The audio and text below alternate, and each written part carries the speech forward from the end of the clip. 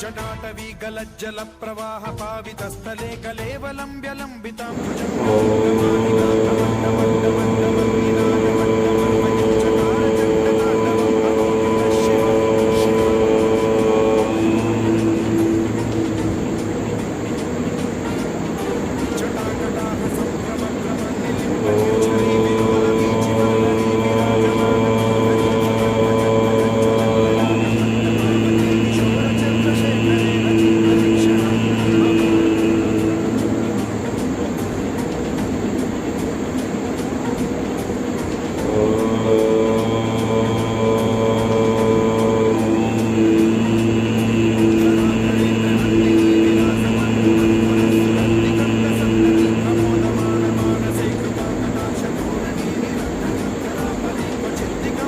योगेन चित्तस्य पदेन वाचा मलं शरीरस्य च वैद्यकेन योपाकरोत्तं प्रवरं मुनीनां पतञ्जलिं प्राञ्जलिरानतोऽस्मि। ॐ सहना भवतु सहनो भुनक्तु सह वीर्यं करवावहै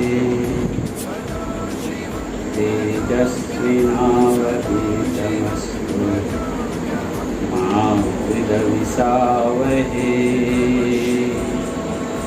ॐ शान्ति शान्ति शान्तिः।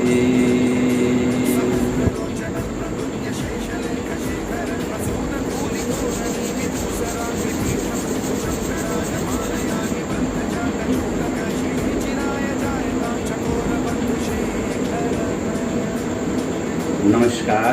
विद्या भारती उत्तर पूर्व क्षेत्र की ओर से प्रस्तुत है योग शिक्षा पाठ्यक्रम की संक्षिप्त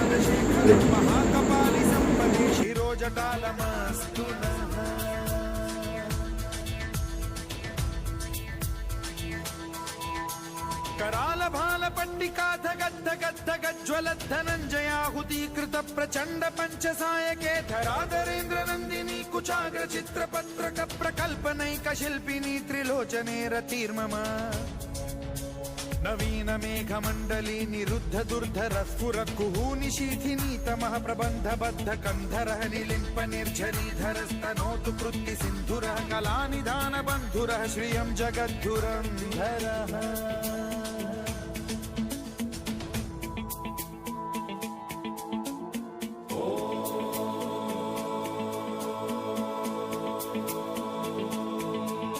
प्रफुल्ल नील पंकज प्रपंच कालिम प्रभावलंबि कंठ कंदली रुचि प्रबद्ध कंधरं स्मरच्छिदं पुरच्छिदं भवच्छिदं मखच्छिदं गजच्छिदान्धकच्छिदं तमं योग रहे निरोग की इस कड़ी में आइए करते हैं सूर्य नमस्कार। सूर्य नमस्कार 12 स्थितियों से मिलकर बना है। इसके अभ्यास से शरीर की मांसपेशियों, जोड़ों तथा रीढ़ की हड्डी में लचीलापन आता है।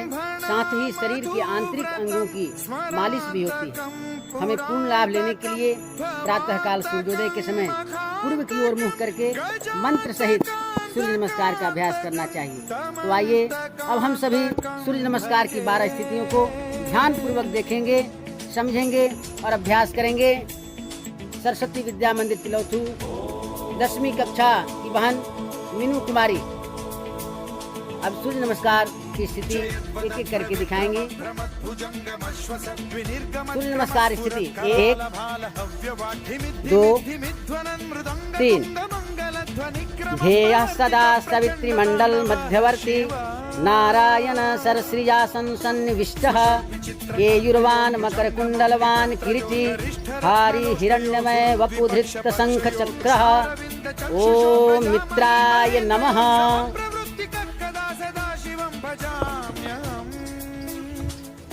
ओम रवये नमः।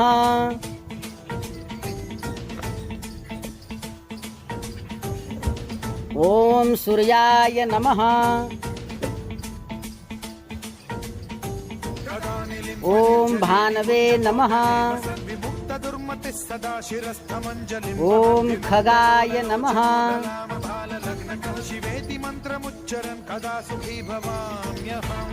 ओम पूष्णे नमः। ओम हिरण्यगर्भाय नमः। ओम मरीचये नमः। ओम आदित्याय नमः। ओम सावित्रे नमः।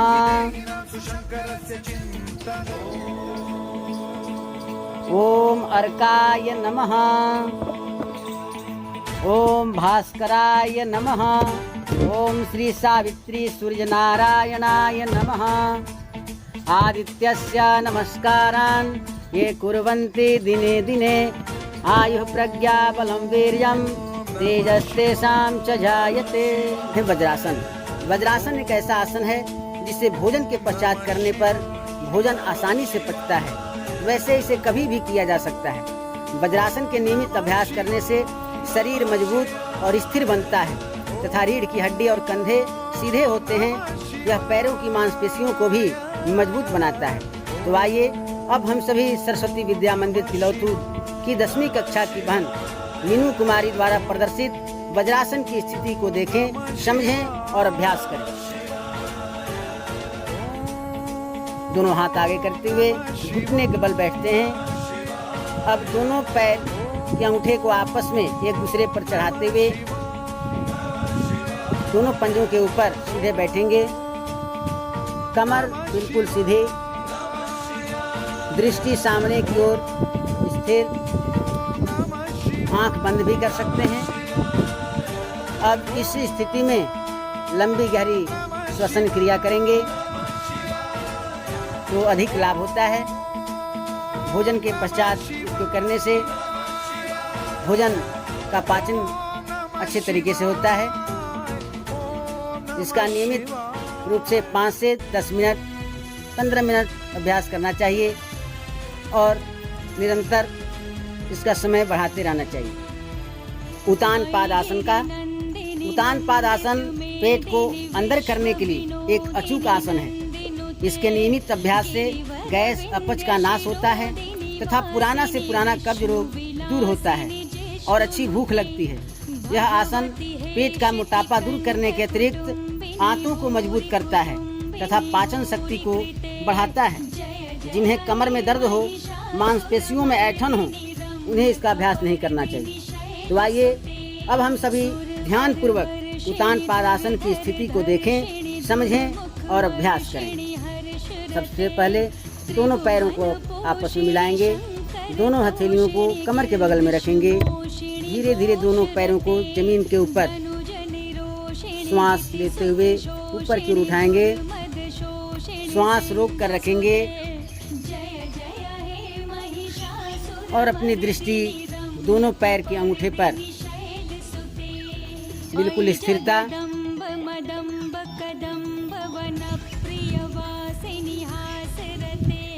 श्वास को रोकते हुए कुंभक करते हुए इसका अभ्यास करेंगे। इस स्थिति में 1 से 2 मिनट रुकने के पश्चात धीरे धीरे पूर्व स्थिति में वापस आ जाते हैं। मंडूक आसन। मंडूक का अर्थ होता है मेढक, अर्थात इस आसन को करते समय मेढक के आकार जैसी स्थिति बनती है, इसलिए इसे मंडूकासन कहा जाता है। यह आसन अग्नाशय को सक्रिय करता है जिससे मधुमेह रोगियों को लाभ मिलता है। साथ ही यह उदर और हृदय आदि रोगों में भी अत्यंत लाभकारी है। इसके नियमित अभ्यास से कब्ज, गैस, अपच आदि विकार दूर होते हैं। जिन्हें यदि कोई पेट संबंधी गंभीर रोग हो, कमर में दर्द हो तथा गर्भवती स्त्रियों को इसका अभ्यास नहीं करना चाहिए। सभी योग साधकों को इसका अभ्यास सुबह खाली पेट स्वच्छ एवं हवादार जगह पर ही करनी चाहिए। तो आइए अब हम सभी ध्यान पूर्वक मंडूकासन की स्थिति को देखें, समझें और अभ्यास करें। सर्वप्रथम योग स्थिति में आएंगे। वज्रासन की स्थिति में बैठेंगे। दोनों हाथों को मुट्ठी बांधते हुए नाभि के बगल में रखेंगे और श्वास छोड़ते हुए सामने की ओर झुकते हुए छाती को घुटने से लगाएंगे। दृष्टि को सामने ऊपर की ओर करेंगे। श्वास रोक कर रखेंगे। इस स्थिति में जब तक कुंभक कर सकते हैं रुकेंगे और कुंभक के पश्चात धीरे धीरे वापस स्थिति में आ जाएंगे। शशांक आसन का, जिसे शशकासन भी कहते हैं। शशक का अर्थ होता है खरगोश। इस आसन को करते समय खरगोश जैसी आकृति बन जाती है, इसलिए इसे शशकासन भी कहा जाता है। हृदय रोगियों के लिए यह आसन बहुत ही लाभदायक है। इस आसन के नियमित अभ्यास से तनाव, क्रोध, चिड़चिड़ापन आदि मानसिक रोग दूर होते हैं। यह आसन पेट, कमर एवं कूल्हों की चर्बी कम करके आंत, यकृत, अग्नाशय और गुर्दों को बल प्रदान करता है। तो आइए अब हम सभी ध्यान पूर्वक शशकासन की स्थिति को देखें, समझें और अभ्यास करें। सर्वप्रथम दोनों हाथ आगे करते हुए घुटने को जमीन पर रखते हुए दोनों पंजे फैलाकर वज्रासन की स्थिति में आएंगे। अब दोनों हाथ श्वास लेते हुए ऊपर की ओर उठाएंगे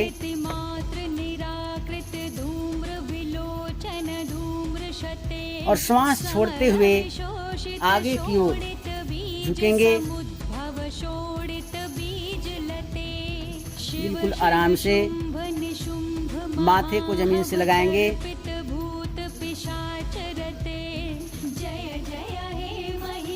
इस स्थिति में 2 से 3 मिनट तक नियमित रूप से अभ्यास करना चाहिए। डायबिटीज के लिए, मधुमेह रोगियों के लिए बहुत अच्छा अभ्यास है।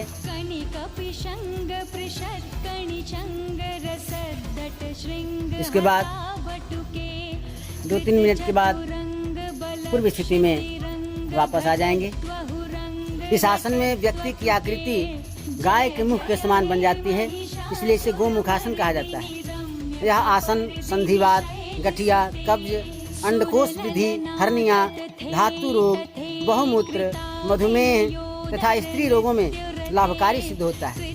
इसके नियमित अभ्यास से हाथ पैरों की मांसपेशियां पुष्ट होती हैं, तनाव दूर होता है, कंधे और गर्दन की अकड़न दूर होती है, कमर तथा पीठ दर्द में लाभ मिलता है, छाती को चौड़ा कर फेफड़ों की शक्ति को बढ़ाता है, जिससे श्वास संबंधी रोग में सुधार होता है। तो आइए अब हम सभी ध्यान पूर्वक गोमुखासन की स्थिति को देखें, समझें और अभ्यास करें।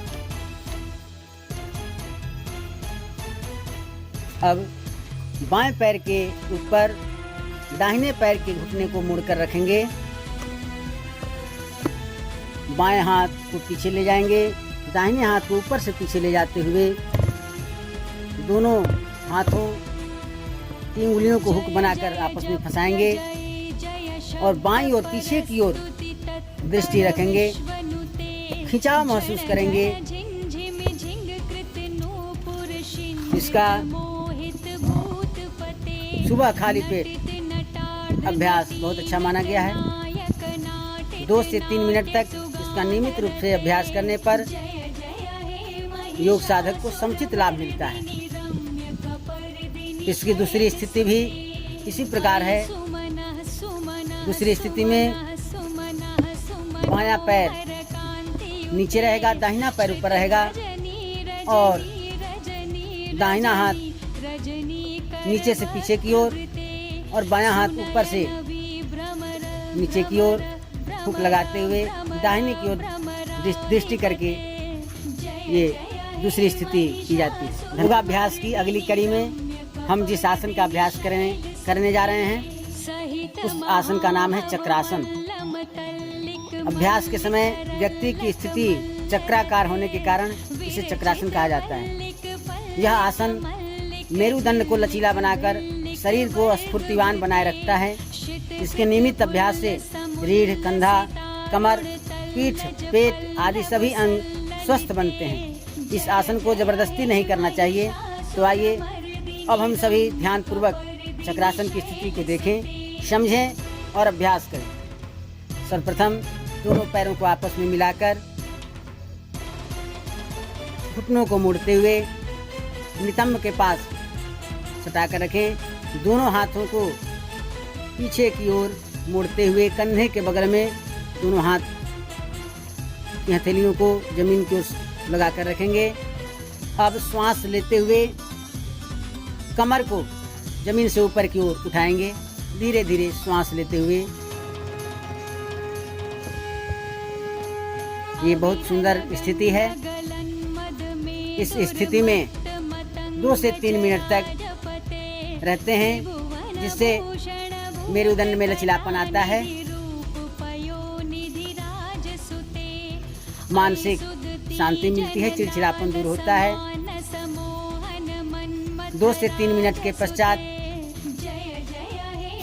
वापस पूर्व स्थिति में आते हुए शवासन की स्थिति में विश्राम करना चाहिए। इस अवस्था में शरीर की आकृति कुछ कुछ ऊंट के समान प्रतीत होता है। इस कारण इसे उष्ट्रासन कहा जाता है। यह आसन वज्रासन में बैठकर किया जाता है। इस आसन से उदर संबंधी रोग तथा गले से संबंधित रोग दूर होते हैं। घुटना, ब्लडर, किडनी, छोटी आंत, लीवर, छाती, लंग्स एवं गर्दन तक का भाग एक साथ प्रभावित होता है और निरोग बनता है। जिन्हें हर्निया की शिकायत हो उन्हें इसका अभ्यास नहीं करना चाहिए। तो आइए अब हम सभी ध्यानपूर्वक उष्ट्रासन की स्थिति को देखें, समझें और अभ्यास करें। वज्रासन की स्थिति में धीरे धीरे दोनों हाथ ऊपर ले जाते हुए घुटने के बल खड़े होकर सबसे पहले दाहिना हाथ, के बाद बायां हाथ, दोनों पैरों पर दोनों हथेली को खोलते हुए रखेंगे। दृष्टि पीछे की ओर, बिल्कुल शरीर को स्थिर रखेंगे। शरीर को बिल्कुल प्रत्येक स्थिति में स्थिर रखना, इसलिए कहा है स्थिरम सुखम आसनम। जिस आसन में शरीर को स्थिरता प्राप्त हो जाए, सुख की प्राप्ति हो, वह आसन शरीर के लिए सर्वोत्तम है। 2 से 3 मिनट तक इसका अभ्यास करने के बाद पूर्व स्थिति में वापस आ जाएंगे। योगाभ्यास की अगली कड़ी में हम अभ्यास करेंगे पवन मुक्तासन का। पवन मुक्तासन से शरीर की दूषित वायु मुक्त हो जाती है, इसी कारण इसे पवन मुक्तासन कहा जाता है। इसके अभ्यास से साइटिका एवं कमर दर्द में बहुत लाभ मिलता है। यह आसन पेट की बढ़ी हुई चर्बी को कम करता है तथा हृदय रोग, गठिया व कटी पीड़ा में लाभकारी है। तो आइए अब हम सभी ध्यानपूर्वक पवन मुक्तासन की स्थिति को देखें, समझें और अभ्यास करें। सर्वप्रथम दोनों पैरों को मिलाकर रखेंगे। घुटने से मुड़ते हुए दोनों पैरों को सर्वप्रथम एक पैर से इसका अभ्यास करते हैं। वापस दूसरे पैर से इसका अभ्यास करेंगे।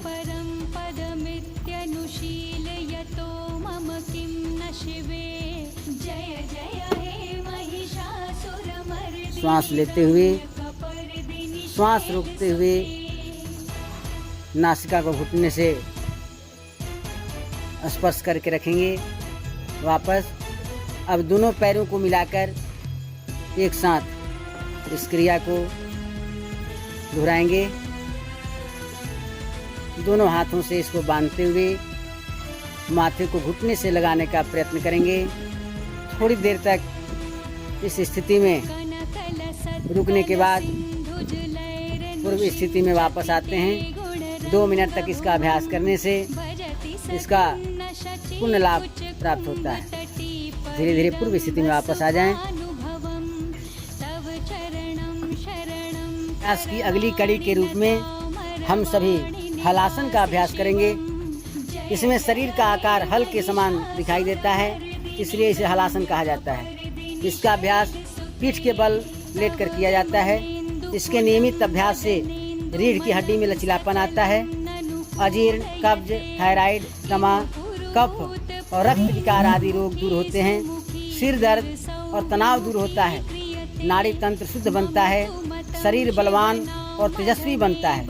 जिन्हें रीढ़ में कोई समस्या हो या गले में कोई गंभीर रोग हो, उन्हें इसका अभ्यास नहीं करना चाहिए। तो आइए अब हम सभी ध्यानपूर्वक हलासन की स्थिति को देखें, समझें और अभ्यास करें। दोनों पैरों को आराम से ऊपर की उठाते हुए पीछे की ओर सिर के पीछे ले जाएंगे, बिना घुटना मोड़े। अंगूठे के बल दोनों पैर को जमीन पर टिका कर रखेंगे। घुटना बिल्कुल सीधी रखेंगे। माथे पर कोई सिकन नहीं, कोई तनाव नहीं, बिल्कुल आराम से इस स्थिति में 1 से 2 मिनट तक रहने के पश्चात धीरे धीरे पूर्व स्थिति में वापस आते हैं। इसका हमें नियमित रूप से अभ्यास करना चाहिए, जिससे पूर्ण लाभ प्राप्त होगा। पश्चिमोत्तानासन का इस आसन को करते समय इसका प्रभाव शरीर के पिछले भाग पर पड़ता है, इसलिए इसे पश्चिमोत्तानासन कहा जाता है। इसके नियमित अभ्यास से मेरुदंड लचीला और मजबूत बनता है, जिससे बुढ़ापे में भी व्यक्ति तन कर सीधा चलता है। यह आसन मेरुदंड के सभी विकार जैसे पीठ दर्द, पेट के रोग, यकृत रोग, हाथों के रोग तथा गुर्दे के रोगों को दूर करता है। इसके अभ्यास से शरीर की चर्बी कम होकर मोटापा दूर होता है तथा मधुमेह को नियंत्रित करता है। यह आसन स्त्री रोगों जैसे मासिक धर्म संबंधी विकार तथा प्रदर आदि रोगों में लाभकारी होता है। तो आइए अब हम सभी ध्यानपूर्वक पश्चिमोत्तानासन की स्थिति को देखें, समझें और अभ्यास करें। सर्वप्रथम दोनों पैरों को आपस में मिलाकर रखेंगे। दोनों हाथों को कंधे के ऊपर ले जाएंगे। एक सीध में श्वास लेते हुए अब श्वास छोड़ते हुए आगे की ओर झुकते हुए दोनों हाथों से पैरों की उंगलियों को पकड़ेंगे। माथे को घुटने से लगाएंगे। इस स्थिति में जब तक हिम्मत कर सकें या धीमी गति से लंबी गहरी श्वसन क्रिया इस स्थिति में भी किया जा सकता है। और जब तक इस स्थिति में आराम से रह सकें रहें। इसके बाद धीरे धीरे पूर्व स्थिति में वापस आ जाएं। इसका हमें नियमित रूप से 2 से 3 मिनट तक अभ्यास करना चाहिए। योगाभ्यास की अगली कड़ी में हम सभी मत्स्यासन का अभ्यास करेंगे। इसमें शरीर की आकृति मछली के जैसा बनता है, इसलिए इसे मत्स्यासन कहा जाता है। इस आसन के नियमित अभ्यास से आँखों की रोशनी बढ़ती है, गला साफ रहता है तथा छाती और पेट के रोग दूर होते हैं। रक्त संचार की गति बढ़ती है, जिससे चर्म रोग नहीं होता है। दमा रोगियों को लाभ मिलता है। पेट की चर्बी घटती है और खांसी दूर होती है। इस आसन को 1 या 2 मिनट से अधिक नहीं करना चाहिए। तो आइए अब हम सभी ध्यानपूर्वक मत्स्यासन की स्थिति को देखें, समझें और अभ्यास करें। सर्वप्रथम पीठ के बल लेट जाएंगे। दोनों पैरों को पद्मासन की स्थिति में रखेंगे। दोनों हाथों को पीछे ले जाते हुए माथे को गर्दन से मुड़ते हुए दोनों हाथों से पैर के अंगूठे को पकड़ेंगे। कोहनी को जमीन से लगा कर रखेंगे। आंखें बंद रखेंगे।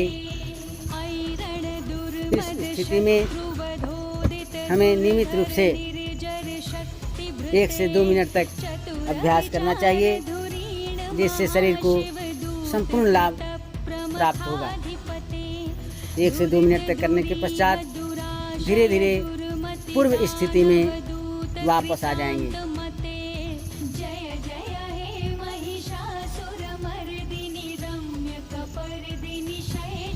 अर्ध मत्स्येंद्रासन। मत्स्येंद्रासन की रचना गोरखनाथ के गुरु स्वामी मत्स्येंद्रनाथ ने की थी। वे इसी आसन में ध्यान मग्न रहा करते थे। इसके अभ्यास से मेरुदंड स्वस्थ रहने से शरीर में स्फूर्ति बनी रहती है, जठराग्नि तीव्र होती है, कमर, पीठ और संधि स्थानों के दर्द जल्दी दूर हो जाते हैं। जिन्हें रीढ़ की हड्डी में कोई परेशानी हो या पेट में कोई गंभीर बीमारी हो, उन्हें इसका अभ्यास नहीं करना चाहिए। तो आइए अब हम सभी ध्यान पूर्वक अर्ध मत्स्येंद्रासन की स्थिति को देखें, समझें और अभ्यास करें। सर्वप्रथम बाईं ओर से इसका अभ्यास देखेंगे।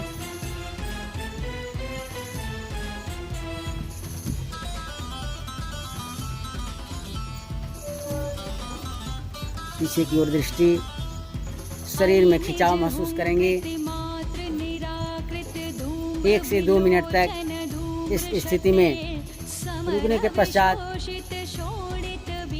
फिर दाहिनी ओर से इस स्थिति को दोहराएंगे। पूर्व स्थिति में वापस आएं और इसे दाहिनी ओर से दोहराएं। घुटने को मोड़ते हुए घुटने के बाईं ओर दाहिने पैर के पंजे को जमीन पर सटा कर रखेंगे और इस प्रकार से हाथ को घुटने से लगाते हुए पंजे को पकड़ते हुए दाहिनी तरफ से पीछे की ओर देखने का प्रयास करते हैं। इस स्थिति में 1 से 2 मिनट रुकने के पश्चात धीरे धीरे पूर्व स्थिति में वापस आ जाएंगे। इसका नियमित रूप से अभ्यास करने पर शरीर को पूर्ण लाभ प्राप्त होता है। धन्यवाद। सर्वांग आसन। इस आसन को करने से सभी अंगों का व्यायाम होता है, इसलिए इसे सर्वांगासन कहा जाता है। यह आसन दमा, मोटापा, दुर्बलता एवं थकान आदि को दूर करता है। इसका नियमित अभ्यास करने से शरीर की लंबाई बढ़ती है। जिन्हें गर्दन या रीढ़ की हड्डी में कोई परेशानी हो, उन्हें यह आसन नहीं करना चाहिए। तो आइए अब हम सभी ध्यानपूर्वक सर्वांगासन की स्थिति को देखें, समझें और अभ्यास करें। सर्वप्रथम दोनों पैरों को मिलाकर श्वास लेते हुए ऊपर की ओर उठाएंगे। धीरे धीरे दोनों पैरों को एक सीध में लाते हुए कमर, रीढ़ की हड्डी, पैर और पंजा एक सीधे में बिल्कुल सीधे रखेंगे।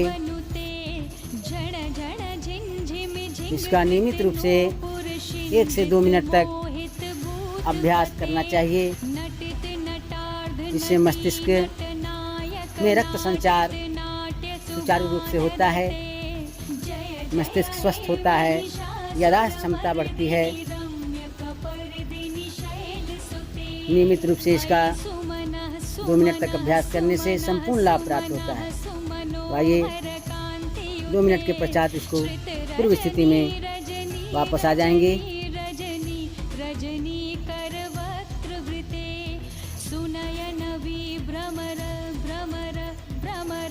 धनुरासन का, इसमें शरीर की आकृति धनुष के समान हो जाती है, इसलिए इसे धनुरासन कहा जाता है। यह आसन पेट के बल लेटकर किया जाता है। इससे पेट की चर्बी भी घटती है, गले के सभी रोग दूर होते हैं, मेरुदंड स्वस्थ एवं लचीला बनता है। इससे सभी आंतरिक अंगों जैसे मांसपेशियों और जोड़ों का व्यायाम हो जाता है। स्त्रियों की मासिक धर्म संबंधी विकृतियाँ दूर होती हैं। यह मूत्र विकारों को दूर कर गुर्दों को स्वस्थ रखने में मदद करता है। तो आइए अब हम सभी ध्यानपूर्वक धनुरासन की अर्ध एवं पूर्ण स्थिति को देखें, समझें और अभ्यास करें। सबसे पहले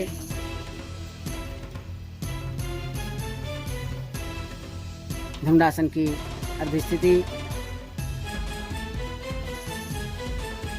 इस स्थिति में नियमित रूप से 1 से 2 मिनट तक अभ्यास करने से कमर में लचीलापन आता है। इसके बाद पूर्ण स्थिति में आने के लिए दोनों पैर के अंगूठे को पकड़ करके ऊपर की ओर खींच कर रखना होता है। ये धनुरासन की पूर्ण स्थिति है। ये स्थिति नियमित रूप से अर्धधनुरासन का अभ्यास करने के बाद आती है। इसके नियमित रूप से 1 से 2 मिनट तक अभ्यास करने के पश्चात धीरे धीरे पूर्व स्थिति में वापस आ जाएंगे।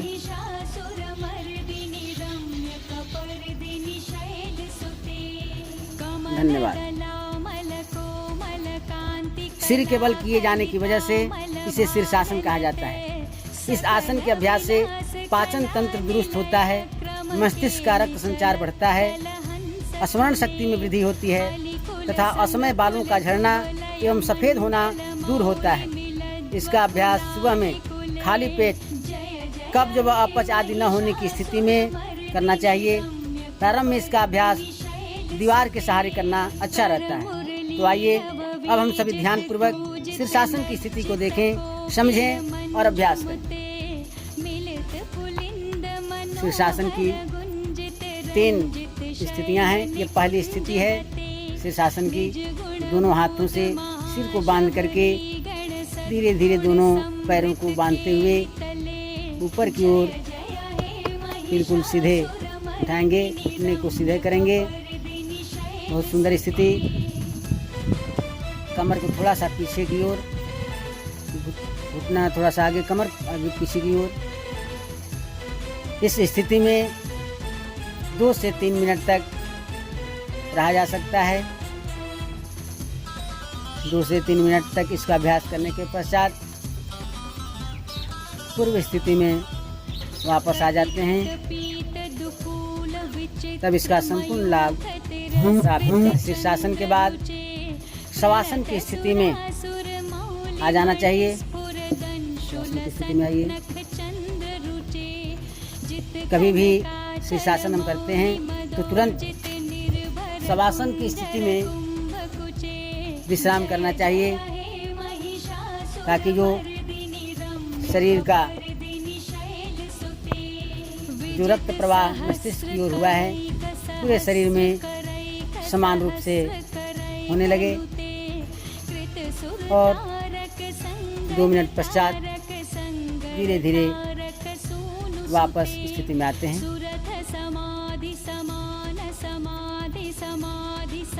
नमस्कार, मैं गोविंद पांडे, योगाचार्य, सरस्वती विद्या मंदिर तिलौथू। आज योगाभ्यास की इस कड़ी में सर्वप्रथम हम अपने श्वास प्रश्वास की स्थिति को सही करेंगे। बहुत लोग श्वास लेते हैं तो श्वास लेते हुए पेट फूलता है और श्वास छोड़ते हुए पेट अंदर जाता है।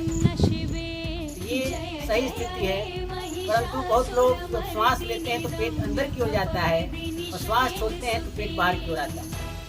तो अगर ऐसी स्थिति है और उसमें कोई भी हम प्राणायाम करें तो वो लाभ के बजाय हमारे शरीर के लिए हानि करेगा। इसलिए हमें श्वास की स्थिति को सबसे पहले सही करनी चाहिए। तो उसके लिए सबसे पहले पेट पर हाथ रखेंगे और पूरी तरह से श्वास को बाहर निकालें। बाहर निकालने के बाद अब श्वास लेंगे तो पेट फुलाएंगे।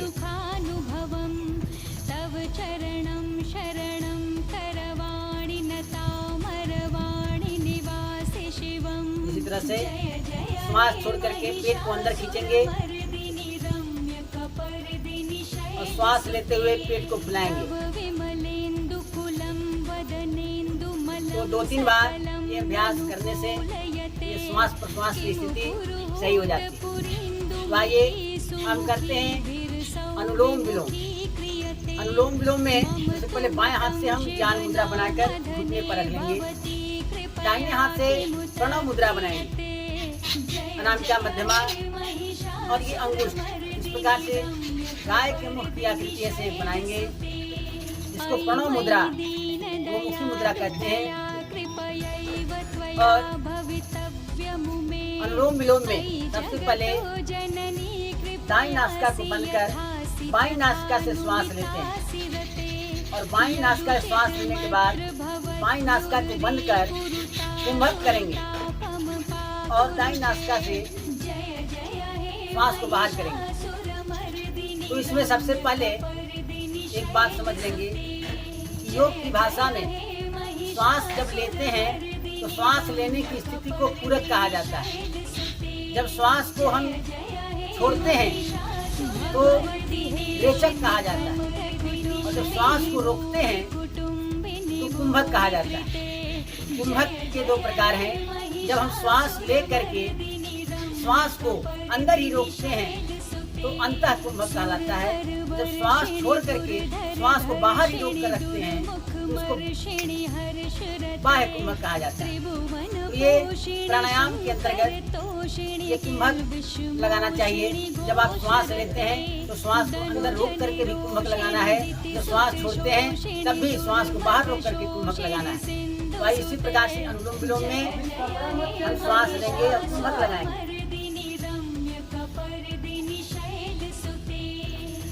जगदम्ब मदम्ब कदम्ब वन प्रियवासिनी दाईं नासिका श्वास को बाहर, शिखरि शिरोमणि तुंग हिमालय श्रृंग पुनः दाईं नासिका से ही श्वास लेंगे।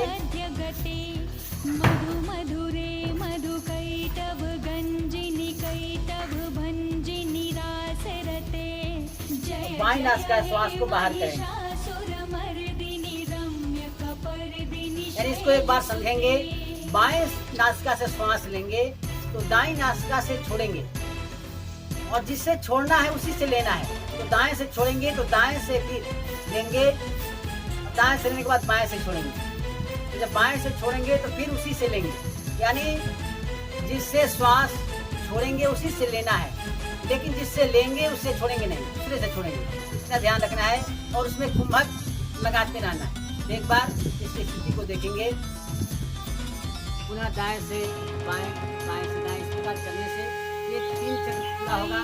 खंड विखंड रुंड नासिका से श्वास लेकर गजाधिपते त्रिभुगजगंड विदारय चंड पराक्रम शुंड मृगाधिपते निज भुज दंड निपातित खंड विपातित मुंड भटाधिपते जय जय हे महिषासुरमर्दिनि रम्य कपर्दिनि शैलसुते ऐरण दुर्मद शत्रुवधोदित दुर्धर निर्जर शक्तिभृते चतुर विचार धुरीण महाशिव दूत कृत प्रमथाधिपते दुरित दुरीह दुराशय दुर्मति दानव दूत कृतांत मते जय जय हे महिषासुरमर्दिनि रम्य कपर्दिनि शैलसुते